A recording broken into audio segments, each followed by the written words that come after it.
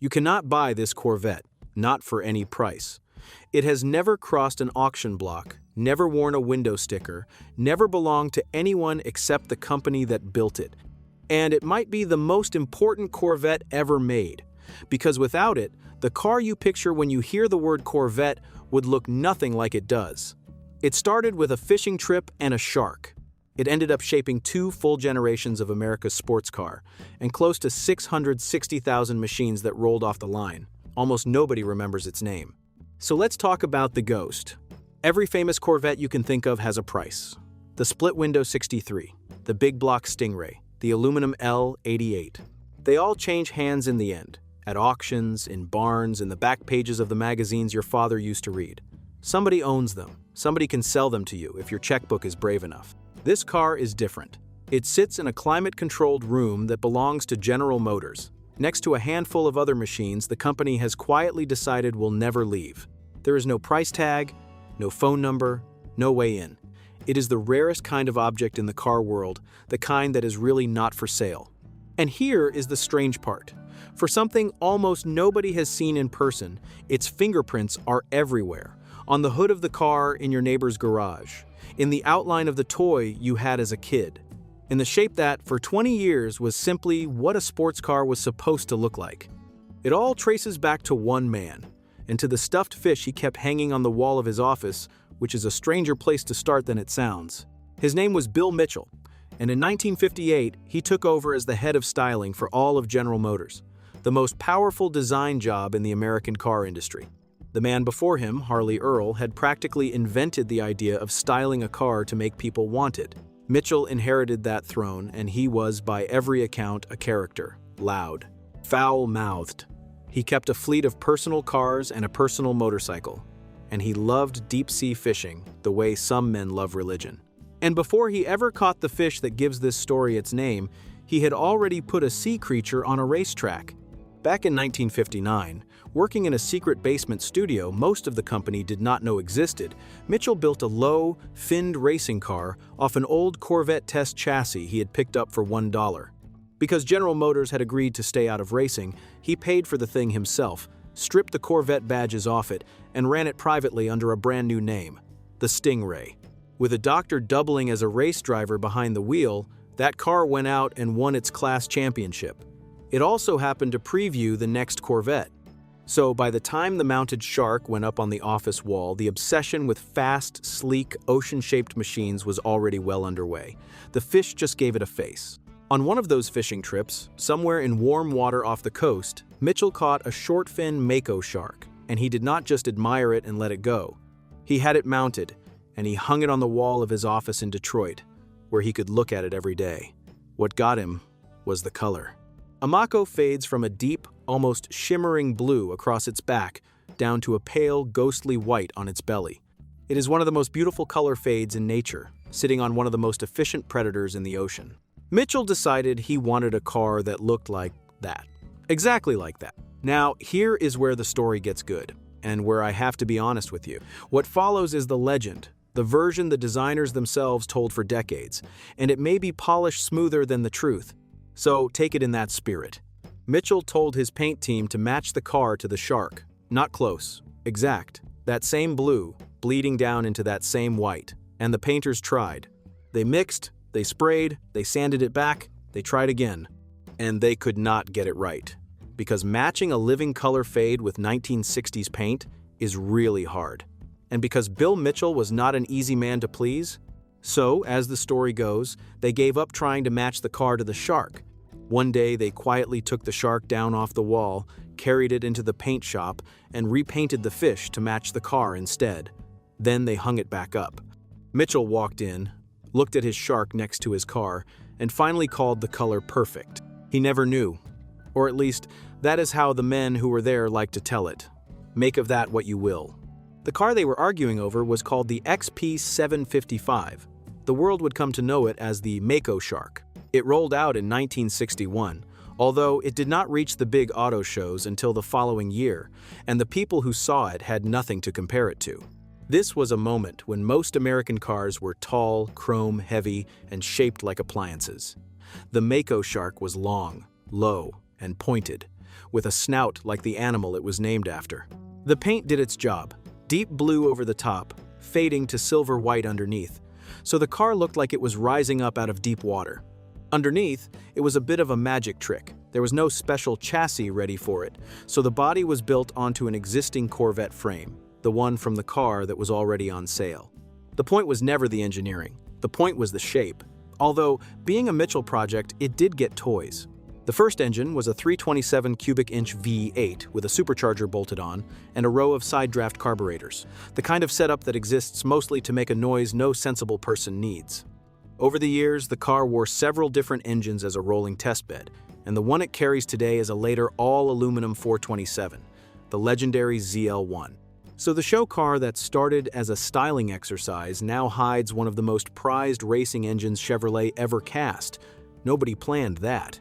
It just sort of piled up, the way things do when they belong to a company and not a person.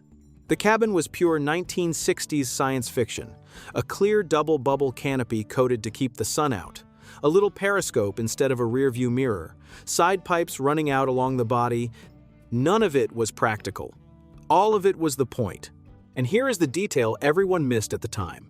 While the public was busy laughing at the periscope and the gills, Mitchell was using this car to do something sneaky. He was previewing the future. Because the Mako Shark was not really a fantasy, it was a trailer. 2 years after the Shark went on display, Chevrolet released the 1963 Corvette Stingray, and anyone who had stood in front of the Mako Shark felt a small jolt of recognition. The pointed nose, the hidden headlights that flipped up out of the bodywork, the peaked fenders, the predatory crouch. The production Corvette was tamer than the show car, naturally, but the bloodline was obvious. The Shark had bred. Mitchell even snuck one piece of pure showing off onto the 63 coupe, a raised spine of metal that ran down the center of the rear window, splitting the glass into two halves. It looked incredible. It was also terrible for seeing what was behind you, and Chevrolet's own chief engineer hated it and had it dropped after a single year. Which is exactly why the one-year-only split-window 63 is now the most valuable Corvette of its entire generation. The flaw became the collectible. That generation of Stingray, the one the Shark had quietly designed, sold almost 118,000 cars across 5 years. Not bad for a shape that started as a fish on an office wall. Because while the first Corvette Stingray was out winning over America, Bill Mitchell was already bored with it. The man did not coast. By 1965, with the first Shark's design safely in production, he set his designers loose on a second one. And if the first Mako Shark was a preview, the second was a threat. They called it the Mako Shark 2. Inside the company, the XP830, and it makes the first car look tame. The shape was the big leap. Where the first Shark was lean and pointed, the second one had what designers call a Coke bottle body, pinched dramatically in the middle and flared out over the wheels, like the car was flexing. The nose came to a sharp point. The tail was chopped short. It looked less like it was rising out of the water and more like it was about to bite something. And then there were the gadgets, because this was a Mitchell car and holding back was never on the menu. Hidden headlamps, a rear spoiler that rose up out of the body when you wanted it and disappeared when you did not.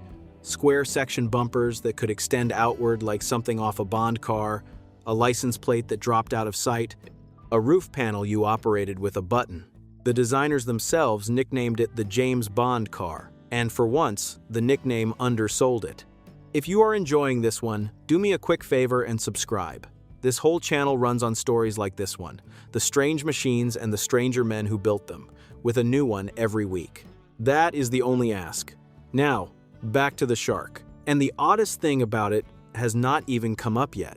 There were actually 2 Mako Shark 2s built, and only one of them could move. The first one could not. It was a pure display car, a shell of a thing built only to be stared at, and it supposedly cost a small fortune to create just to sit still under the lights at the New York Auto Show in the spring of 1965. The second one actually ran. It had a big block V8 under that long hood, the new Mark IV engine, and it made its debut later that year an ocean away, at the Paris Auto Show in October. So, the most exciting Corvette in the world, in 1965, came in 2 flavors, one that could not move, and one that could. The car world has always been a little ridiculous like that. There was a problem though, and it is the reason this story has a delay built into it. When engineers actually tried to drive the running car hard, that gorgeous shape turned on them. The pointed nose wanted to lift at speed. The view out of the thing was poor. It ran hot. The body that looked perfect standing still was a handful in motion. Beautiful, and a little dangerous. Which, honestly, is on brand for a Shark. That handling problem is why the car you are about to recognize did not arrive when everyone expected it. Pull back for a second and look at what was really happening here. Mitchell had built a show car so wild it could not be sold to the public as it was. Too low, too hot, too twitchy, too expensive. The job now was to take that animal and tame it just enough to put it in driveways, without losing the thing that made people stop and stare. That work took longer than planned. The production car was supposed to land for 1967. It slipped a year. When it finally arrived for 1968, it was called the Corvette Stingray, and there was no mistaking its parent. The Coke bottle waist was right there, along with the long hood over the short tail, the pop-up headlights, the pointed nose, the tunneled roofline. Tone it down as they might, the engineers could not hide whose child this was. Some reviewers at the time actually complained that the production car looked like a knockoff of the show car, which has to be the strangest compliment a designer ever got. And then that car simply refused to fade away. The Corvette that the second Shark designed stayed in production, in that basic shape, from 1968 all the way to 1982. 15 model years. It became the longest-running, best-selling Corvette generation there had ever been, with over 540,000 cars built. 1 year alone, near the end, it moved more than 53,000 of them, a single-year sales record for the Corvette that stood for more than 4 decades. Add that to the generation the first Shark designed, and you arrive at the number from the start of this story. Close to 660,000 production Corvettes across 2 complete generations, wearing the shape of a fish that Bill Mitchell pulled out of the ocean and hung on his wall. 2 show cars, neither one ever sold. And between them, they decided what America's sports car looked like for an entire generation of buyers, and what it would look like in the rear-view memory of everyone who came after. And there is one more thing worth saying about why this shape mattered so much, beyond the sales number. Look at what American cars were doing in those years. Fins, chrome, stacked lights, decoration piled on decoration, because the styling was supposed to do the talking. The Shark cars threw all of that out. They sold themselves on form alone, on the curve of a fender and the line of a hood, with almost nothing bolted on for show. At the time, that was almost a sin. Today, it just looks like good taste. A lot of what we now think is obvious about how a sports car should look got decided, quietly, by a stuffed fish and the men trying to match its paint. So whatever happened to the Sharks themselves? The first one, the original Mako Shark, still exists, still wearing its blue to white paint, still owned by General Motors. The second one had a stranger fate. In 1969, the running Mako Shark 2 was sent back into the studio and rebuilt yet again, with a new nose, a new tail, and a different rear window. They renamed it the Manta Ray, sticking with Mitchell's fishing theme to the very end, and dropped in that aluminum ZL1 big block, officially rated at 430 horsepower, a number plenty of people believe was quoted low on purpose. The non-running display car was simply taken apart. So the Manta Ray that survives today is, underneath, the same machine that wore the Mako Shark 2 body. The Ghost changed its name and kept going. Mitchell's fish theme had one more echo left in it. Decades later, in 2016, General Motors quietly registered the Manta Ray name as a trademark, and the internet did what the internet does, deciding the brand new mid-engine Corvette would surely be called the Manta Ray. It was not. Chevrolet kept the older, safer name and called it the Stingray. The Shark won in the end anyway. Both cars live now in General Motors' own Heritage Collection, a private stash of important machines that the company has been quietly moving to a new home in Michigan, closer to where the company was born. Now and then, one of them gets trailered out to a museum or a show, and people who have only ever seen photographs get to stand in front of the real thing for an afternoon. Then it goes back into the dark, behind the doors that do not open for money. You will see the shape on the road this week. You will not see the car that made it. And that is the quiet joke at the center of all of this. The most influential Corvette ever built is one almost nobody can name, sitting in a room almost nobody can enter, with no price because there is no sale. The cars it shaped are everywhere. It is nowhere you can reach. It started with a man and a stuffed fish on a wall. It ended up in 660,000 driveways, and it is still, to this day, not for sale. If you want more of these, the strange concept cars that secretly built the cars we know, subscribe and the next one will find you. I will see you in that one.